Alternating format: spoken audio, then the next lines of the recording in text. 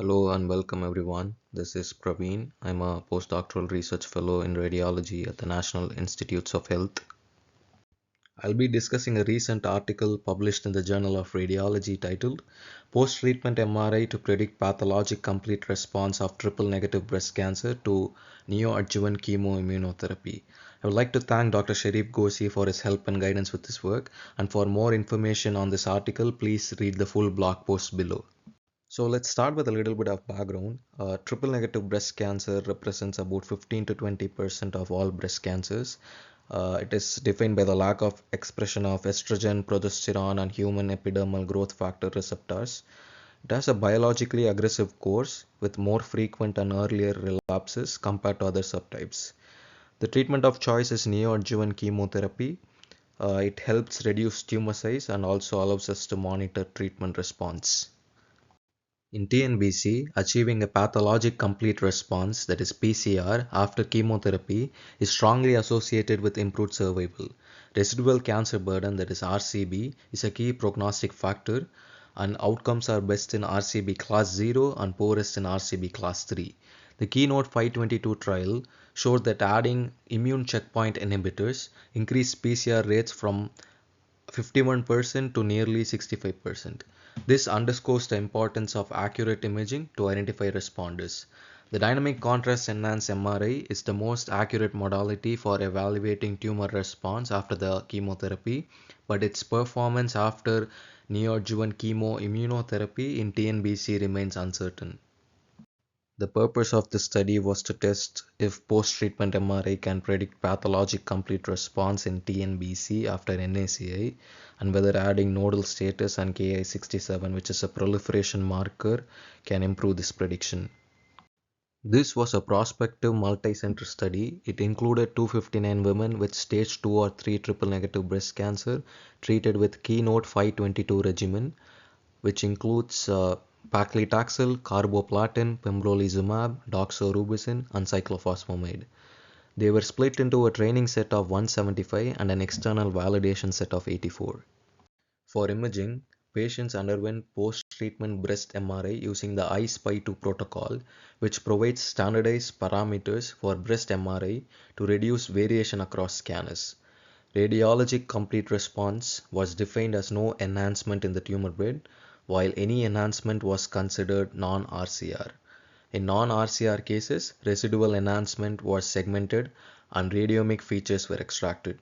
For pathology, complete response was defined as no invasive cancer in the breast or lymph nodes.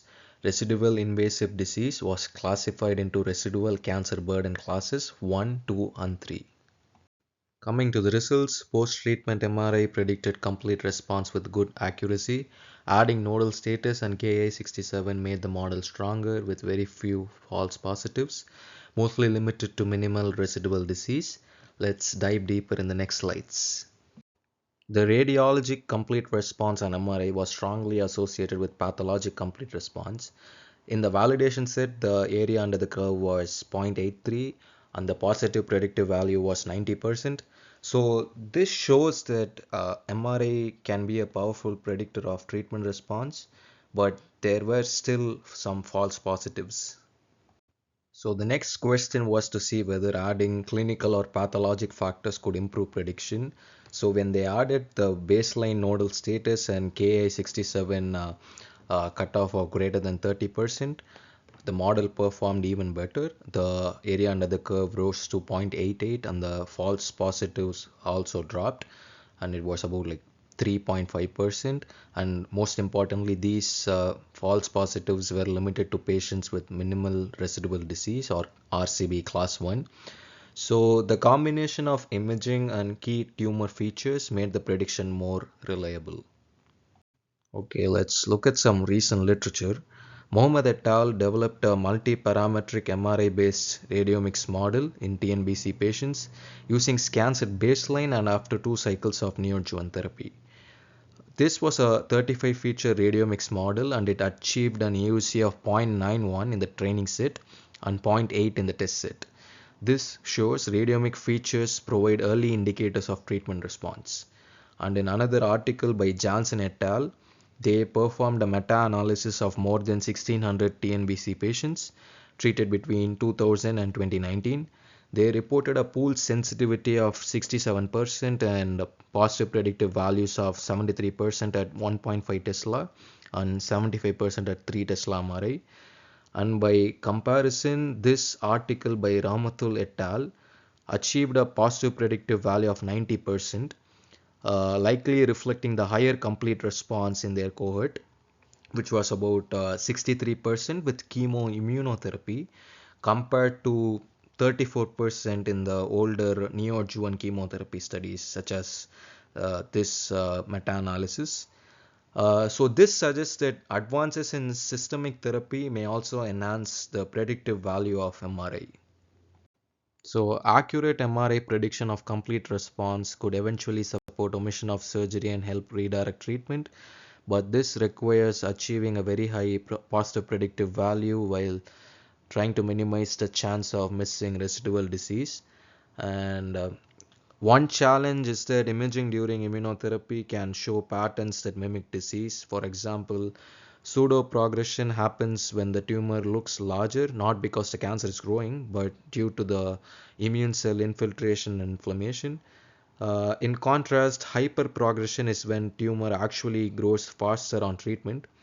Both these make MRI interpretation more difficult, but to improve reliability, the authors used a strict radiologic complete response definition, which led to higher inter-reader agreement. Post-therapy tissue changes like fibrosis, inflammation, or necrosis can enhance on MRI, which may cause true PCR cases to be mislabeled as non-responders. The authors addressed this by segmenting the tumor bed and adding radiomic features. When combined with baseline lesion count, the false omission rate improved from 37% to 20%. Importantly, no RCB class 3 cases were misclassified as complete responders. So adding imaging data at multiple time points during chemotherapy could help identify biomarkers, improve prediction, and serve as a guide for more personalized treatment. So the key takeaways are: in TNBC patients treated with chemoimmunotherapy, post-treatment MRI showing complete response can have a high positive predictive value, uh, particularly when combined with no nodal disease and high Ka67. This may help identify patients for surgery omission trials. And residual enhancement after therapy is not always tumor. Radiomics can help distinguish treatment-related changes like fibrosis or inflammation from actual cancer. For more information on this article, please check out the full blog post below. Thanks for watching.